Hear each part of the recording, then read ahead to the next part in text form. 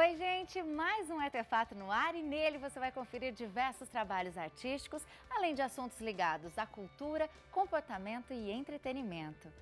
Na reportagem, conheça o Teletandem, um projeto de ensino-aprendizagem de língua estrangeira da Unesp, onde alunos brasileiros aprendem interagindo com alunos de outros países. If you could visit any city in the United States, where would you go and why? Oh my God, it's a very difficult question.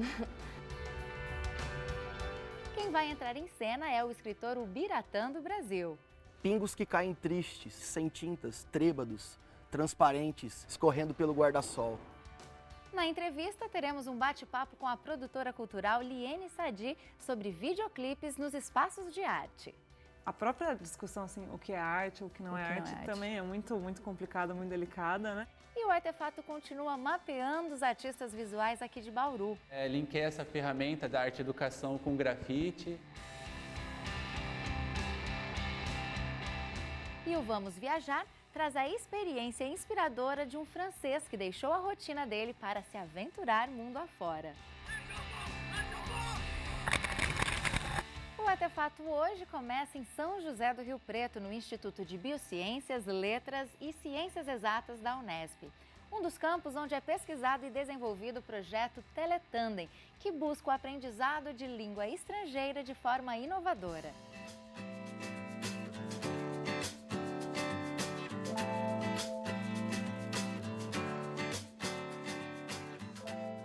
Hoje a gente vai conhecer o Teletandem, que é um ambiente de aprendizagem muito inovador aqui em São José do Rio Preto, né, na Unesp. E eu estou com as coordenadoras daqui de Rio Preto, a Solange, também a Suzy. Meninas, eu queria começar conhecendo o que é o Teletandem. Bom, o Teletandem é um ambiente de ensino e aprendizagem de língua estrangeira que é viabilizado por meio de parcerias com universidades estrangeiras. E proporciona a oportunidade de estrangeiros que estão aprendendo a língua portuguesa entrarem em contato com alunos brasileiros da Unesp que estão aprendendo essas diferentes línguas estrangeiras. Aqui em São José do Rio Preto nós temos parcerias com algumas universidades dos Estados Unidos, como Yale, Harvard, Tulane, a Universidade da Georgia, Iowa, e duas universidades da Inglaterra, Sheffield e Essex. Então nós oferecemos por enquanto apenas a troca entre português e inglês. Como surgiu essa ideia de unir assim, esse ensino à distância, né? Tudo começou, na verdade, com uma experiência de tandem face a face, lá em Assis. O professor João Teles é professor da Universidade, né, da Unesp em Assis, e ele começou a fazer sessões de tandem com uma italiana que dava aula na universidade naquela época também. Até que a Maria Luísa teve que voltar para a Itália. Então eles começaram a utilizar algumas tecnologias disponíveis naquela época para não parar essa aprendizagem, né? E então foi quando o professor João Teles falou, bom, se a gente está conseguindo fazer isso por meio das tecnologias, também é possível democratizar e oferecer isso para os nossos alunos de língua estrangeira. Eu queria que você contasse um pouquinho para a gente como tem sido essa experiência, porque é um projeto inovador, né? Uma forma de você aprender de acordo com as coisas que você tem um interesse, né? Os alunos ali, eles devem surpreender também, né? Com as abordagens. Como que é orientar essas situações, né? Em uma das modalidades, as sessões de Teletandem são integradas a uma disciplina de língua estrangeira. Então, o professor responsável por essa disciplina é que vai orientar esses alunos para que algum conteúdo da disciplina seja usado como um material ou como um tema para as interações de Teletandem, mas que, ao mesmo tempo, o que acontece nas interações de Teletandem sirva para o professor levar material de ensino para a sala de aula. Quando as sessões de Teletandem não são vinculadas a uma disciplina, a gente chama de uma modalidade não integrada, muitas vezes os alunos sentem que eles não têm empatia com o parceiro ou que eles não têm assuntos suficientes. A aprendizagem autônoma, ela pressupõe que o aluno descubra o que ele quer aprender, como ele quer aprender, e nem sempre o parceiro consegue colaborar num nível ou de uma maneira satisfatória. Apesar da gente prever que a aprendizagem de línguas nesse ambiente seja autônoma e também colaborativa, existe o papel do professor. O projeto está aí entrando numa nova fase, né? Agora com a pesquisa e extensão, né? Essa questão da extensão, ou seja, sair dos nossos cursos de letras e atender alunos de outros cursos e também da comunidade. Aqui a gente atende os alunos da FATEC, que é uma outra instituição. Isso já acontece há bastante tempo. Desde 2010, a gente não tem apoio financeiro a não ser como projeto de extensão.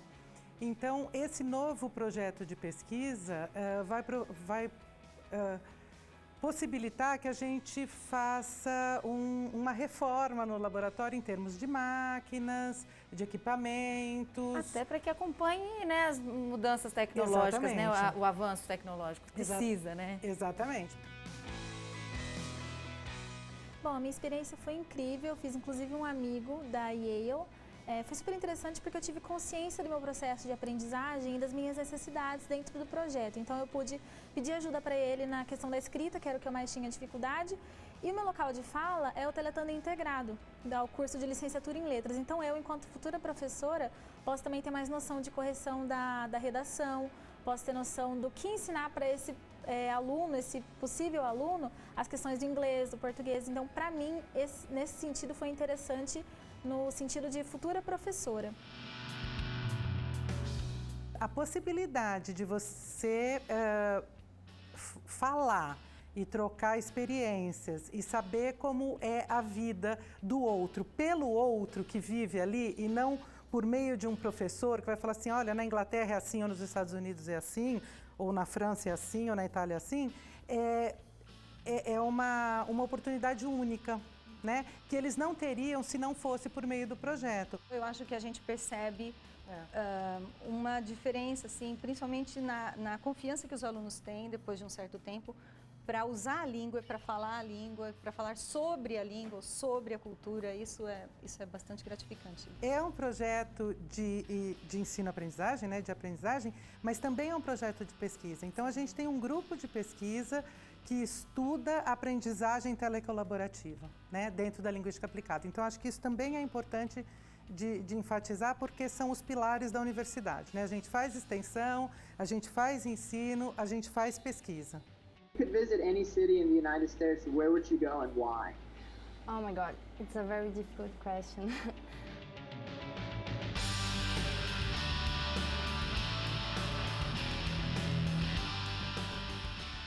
E hoje, no quadro Em Cena, apresentamos o trabalho do escritor Ubiratã do Brasil.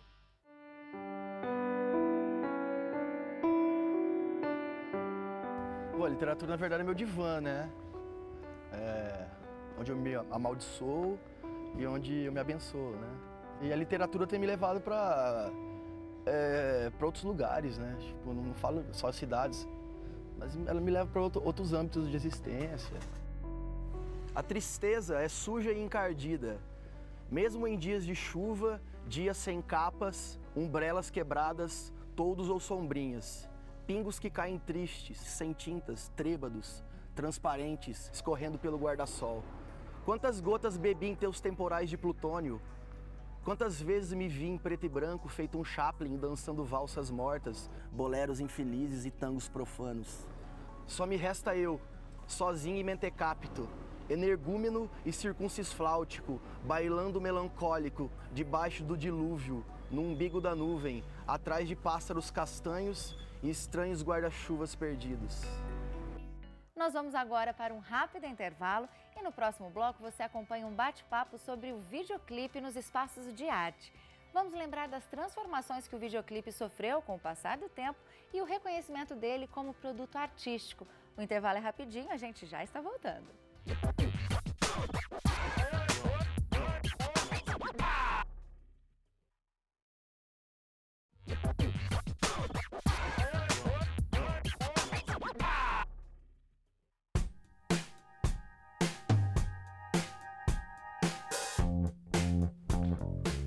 Olá! Bem-vinda. Obrigada, João. Ao artefato. Fica à vontade. E eu adorei que você aceitou o nosso convite, porque acho que videoclipe faz parte aí da memória afetiva, acho que de todo mundo da nossa geração, né? Então, acho que vai ser uma delícia a gente falar sobre a sua pesquisa, né? Que é o videoclipe nos espaços de arte. Obrigada pela sua presença. Obrigada a você, é um Vivi. prazer estar aqui. Prazer é meu. Bom, falando sobre o videoclipe, né, de uma maneira geral, muitas mudanças ocorreram na indústria da música, na indústria de vídeos, né, em geral, e consequentemente o videoclipe também sofreu diversas transformações, né? Retomando um pouquinho, queria que você nos falasse quais eram as condições de circulação e distribuição do videoclipe na época do surgimento dele, né? E hoje em dia, como é que ele vem se enquadrando essas novidades aí, né? Legal.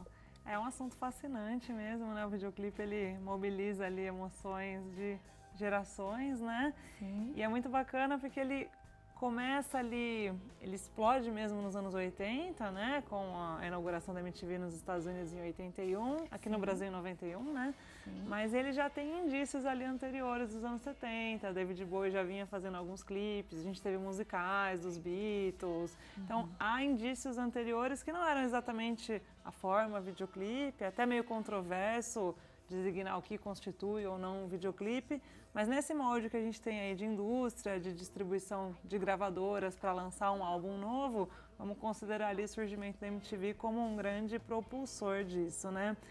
E aí é muito interessante porque são, de fato, dois momentos muito diferentes de condições de produção. Nesse momento da década de 80, uma dependência mesmo de aporte das gravadoras, né, desses artistas terem uma possibilidade de financiamento desses clipes, e em contrapartida muitas vezes também terem que estar alinhados ali às expectativas de venda de um álbum, porque o videoclipe é um produto para se lançar um álbum, para poder ter a venda ali, então é uma peça publicitária, né? Sim. Ainda assim a gente encontra, existe todo um fascínio ali da academia, de teóricos, de estudiosos, de pessoas que se interessam também de entender o que era desvio ali dentro, né? O que mesmo estando dentro da indústria se comporta de uma maneira diferente, trabalha com uma poética diferente, e aí vem esse primeiro olhar para o videoclipe. E aí a gente tem, então, gradativamente ali, por uma série de questões do MP3, a distribuição musical, uma relação que vai mudando ali no final dos anos 90, começo dos anos 2000, e uma caída do videoclipe na sua exposição televisiva, digamos assim, nessa quantidade. Como produto publicitário, ele começa a assumir. No momento que a gente começa a ver gravação de DVD ao vivo, de show ao vivo, migrar um pouco esse tipo de formato. E a gente volta a ver o videoclipe com força há menos de 10 anos, digamos assim, que é esse momento pós-videoclipes. Eu considero até que a Lady Gaga é uma das grandes figuras que retoma isso com força, né? Que aí se utiliza já uma outra situação de circulação, que é a do YouTube, que é da internet. Claro que a gente tinha, sim, antes disso, clipes já circulando, mas de se pegar isso com força e atingir milhões de pessoas, eu considero aqueles primeiros clipes dela, Paparazzi, Poker Face, são clipes que estouram em número de visualizações no YouTube e que depois desse momento outras tantas pessoas de países, situações vão se apropriando também dessa possibilidade. E a gente também tem uma mudança nos meios de produção, né? Equipamentos que antes estavam restritos a um conjunto de pessoas, agora são muito mais acessíveis. Então, isso abre uma grande possibilidade de muitas pessoas produzirem seus próprios clipes de maneira mais caseira, mais profissional, enfim, aí é muito diverso, né? Sim. Agora, quando é que os videoclipes passaram a serem vistos como uma obra de arte mesmo, ou assim, um produto para ser exibido dentro de um museu, né, enfim? Essa é uma questão super interessante, Ju, e é muito curioso porque a própria discussão, assim, o que é arte, o que não é arte, também é muito, muito complicada, muito delicada, né? Sim. Mas, de fato, a gente tem algumas figuras que validam isso como obra de arte ou não. Sim. Então, como eu havia comentado, aquele boom do videoclipe nos anos 80 deixou muita gente intrigada também de que movimento cultural era esse, de que conjunto de produções eram essas. E aí a gente observa em diferentes países olhares diferentes para o videoclipe. Então, já na década de 80, o MoMA, que é o Museu de Arte Moderna de Nova York, é a primeira instituição que vai olhar para esse conjunto e falar, gente, mas tem um conjunto de experimentalismos ali dentro, de produtos que tem algo diferente. Sim. Que mesmo dentro de um formato ali de indústria, eles têm relações interdisciplinares, tem videoartistas com dançarinos, com artistas plásticos, com diretores de cinema. Existe uma troca muito intensa de disciplinas na produção do videoclipe. Aconteceu aqui no Brasil também, né? Mas lá, no MoMA especificamente, é a primeira instituição que passa a olhar isso. E havia uma figura lá na época que é a Bárbara London, que é uma curadora que ficou lá por muito tempo, muitas décadas, do departamento de performance, de mídias, que é a primeira pessoa que fala, vamos fazer uma mostra com isso. Então ela faz um recorte, 20, 30 videoclipes, e vai desde Beatles, desde David Bowie, Michael Jackson, enfim, há já esse olhar para se exibir o videoclipe dentro do museu. Houve outras instituições que tiveram esse olhar. Tem um museu de Long Beach, na Califórnia, que já fez um outro recorte do videoclipe já no começo dos anos 90, mas num sentido muito mais crítico. Então eles exibem naquele momento tanto clipes que eles consideram como desvios, como potenciais, quanto clipes que eles consideram, entre aspas, retrógrados ou problemáticos, com questões de misoginia, enfim, discutindo também de forma crítica o videoclipe dentro do museu. Olha. E é bem bacana. Interessante. E aí, como eu falei, as coisas se acompanham, né? Então, também com esse afastamento das pessoas em relação ao videoclipe, a gente para de ver os clipes em museus por um tempo, e aí começa a ver de novo no começo dos anos 2000. E aí é o MoMA de novo que vai trazer essa discussão para dentro. Já em outro tipo de formato, de entender o que são essas novas expressões pós-internet, cultura urbana, de trazer o rap para dentro do museu, de trazer grupos ativistas, então de entender também as formas expressivas do videoclipe enquanto potencial político. É um recorte. E um outro tipo de recorte que a gente vê muito bacana também são esses das retrospectivas. A gente teve a retrospectiva do Bowie, que foi concebida na Inglaterra originalmente, depois veio para o Brasil aqui via Museu da Imagem e do Som, do MIS, né? A gente até fez uma gravação lá na época, a gente conseguiu acompanhar, porque é incrível, né? E o Bowie é fantástico. Fantástico, foi uma grande retrospectiva muito bacana, né? E uma mais recente que também via MoMA, daí já em Nova York, em homenagem a Björk, ao conjunto da obra dela. Então tinha obras antigas e obras mais recentes. No caso do Bowie, que a gente estava comentando, tem uma informação muito interessante. Esses clipes do Bowie, pela primeira vez na história, esse objeto passa a ser acervo do museu. Então, há alguns anos, o Bowie, ainda vivo, fez uma doação para o MoMA de todos os clipes, dando o direito para que aquilo fosse catalogado como acervo. Então, veja que é como eu tenho um quadro, eu tenho um clipe ali também. O que você pode nos apontar, Liene, assim, de diferente, de inovador, que hoje vem sendo feito, até para que a gente conheça um pouco mais do que está aí rolando, né? Tá, tem muita coisa bacana, Ju.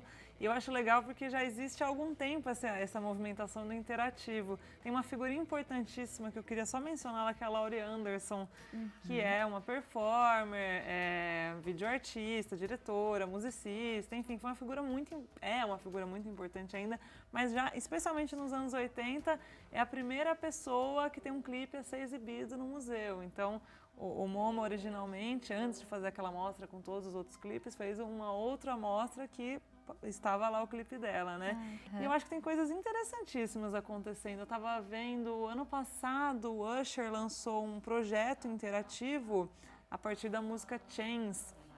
E ele tem um sistema de reconhecimento facial, essa versão interativa do clipe, em que você se depara com pessoas que sofreram discriminação racial. E você não pode olhar para o lado, para longe da tela, porque ele tem um reconhecimento do seu olho e o clipe para. Então você tem que ficar o clipe inteiro olhando aquelas imagens.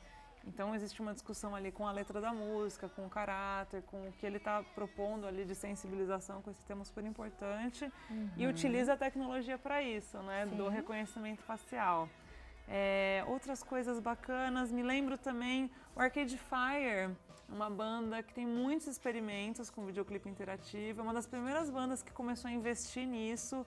Eles têm um parceiro que é o Vincent Morissette, que é um canadense, produtor multimídia, então é uma figura muito presente junto com a banda de pensar soluções interativas dos clipes. E tem um clipe que eu acho muito bacana, que já tem alguns anos, ele se chama The Wilderness Downtown, esse projeto. E aí você coloca o CEP da sua casa, e ele faz uma vinculação com o Google Maps. Em algum momento existe uma interação ali de árvores brotando com a rua da sua casa. Então você vê aquela vista do Google Maps, onde você vive, misturado ao clipe. Liane, quero agradecer super a sua presença aqui. Espero que você volte outras vezes, que eu acredito que a gente tenha muito assunto ainda, né, em relação a isso. Obrigada, viu? Obrigada a você, Ju.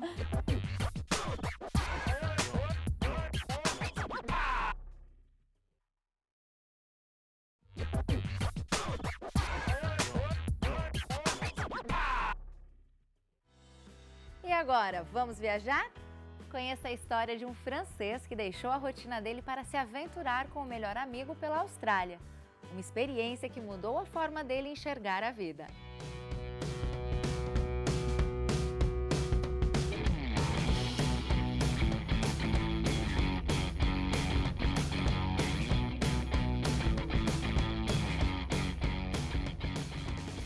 Je suis français, voyageur d'adoption. Je vais vous raconter un petit peu mon histoire et mes voyages.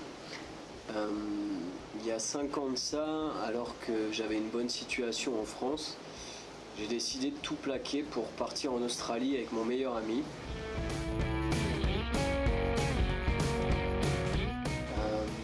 On est donc parti sans réellement planifier les choses.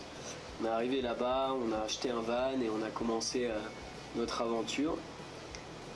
C'était vraiment le rêve australien dans le sens où on s'arrêtait un petit peu où on voulait, quand on voulait, dans des plages idylliques, des coins paradisiaques, on posait notre campement, on n'avait aucune préoccupation, aucune obligation.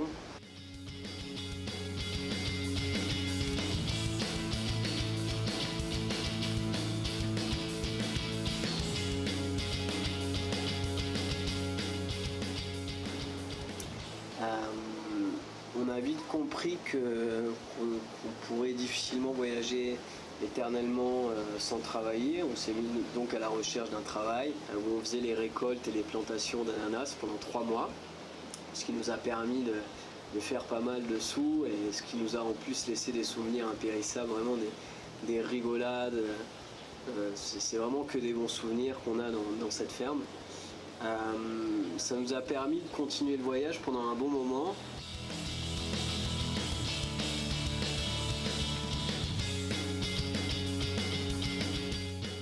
On stoppe, on a rencontré à chaque fois des gens exceptionnels, vraiment qui avaient des histoires à nous raconter, des histoires à partager. C'était vraiment à chaque fois une aventure différente, une aventure nouvelle.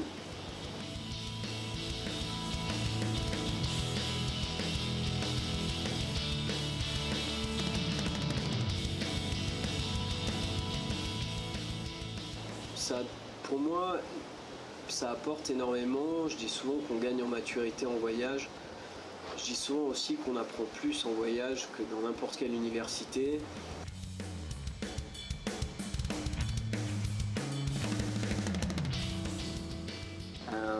Il faut partir, il faut passer les frontières. J'espère vous croiser sur les routes et en attendant, je vous souhaite un bon voyage.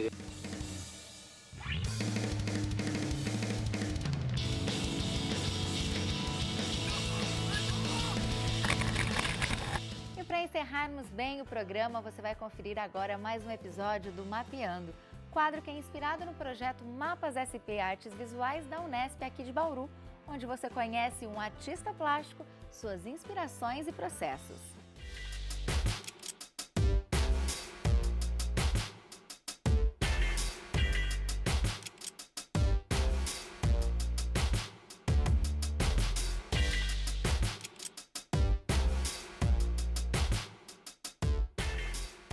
Tem um trabalho já desenvolvido dentro do grafite há mais de 10 anos, né? Venho de São Paulo, sou fruto do grafite paulistano e linkei essa ferramenta da arte educação com grafite e vi a possibilidade de estar ensinando, né, jovens, crianças da periferia com uma ferramenta financeira.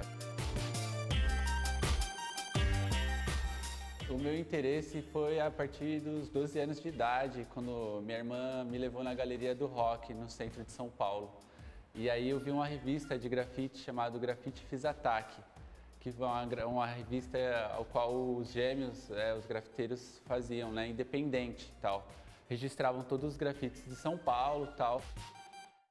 Aí aos 14, 15 anos eu ganhei o meu primeiro dinheiro com desenho, né, que eu fiz um desenho para uma marca de skate, de shape, e saiu o desenho na madeira, né. Quando eu cheguei com dinheiro em casa, minha mãe ficou de cara, assim, falou, nossa, onde você conseguiu esse dinheiro? Eu falei, eu consegui através do desenho, né, através da minha arte e tal. E eu já tinha um sonho também de ser professor. Minha mãe achava que eu era até maluco quando eu tinha 18, 19 anos. E aí hoje eu tô aqui, né, como professor. Em 2010 eu cheguei em Bauru, né, passei no vestibular, no curso de Educação Artística, Habilitação em Artes. Dentro do curso também fui descobrindo a linguagem acadêmica, a história da arte, fui conhecendo os princípios da arte, fui conhecendo as técnicas, né? Fui aprendendo a escrever projetos, né? Junto com os professores, e vi a possibilidade também de mostrar o grafite dentro da universidade, onde não era mostrado, era muito reprimido. Trabalho diferentes técnicas, né? Não só o quadrinho, serigrafia, marchetaria, aprendo também com o Gastão, estilogravura, né? Stencil, vou trabalhando giz pastel seco, giz pastel oleoso, eu vou trabalhando esses diferentes materiais e também adequando as técnicas, né? Eu trago uma técnica também da rua para os meus trabalhos, eu aprendi manusear spray, manusear rolinho, tudo na rua, né? Técnica de linha, de madeira. O que me inspira é as pessoas humildes. E as pessoas que eu encontro na rua, me deparo. O próprio cenário urbano me motiva. Eu ando muito na rua, né? Transito muito de bicicleta.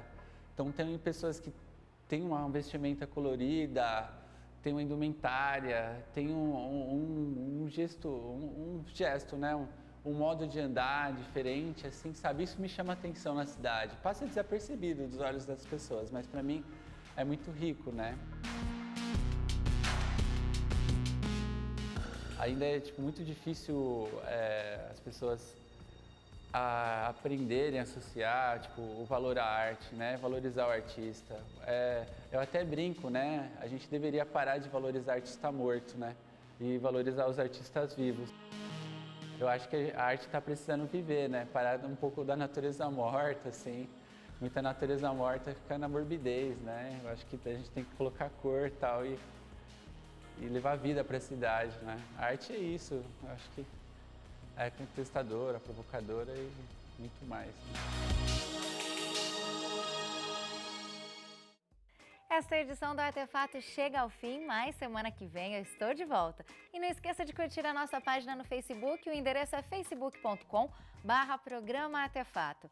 Compartilhe suas opiniões com a gente, semana que vem tem mais arte, cultura e comportamento aqui no Artefato. Então, até lá!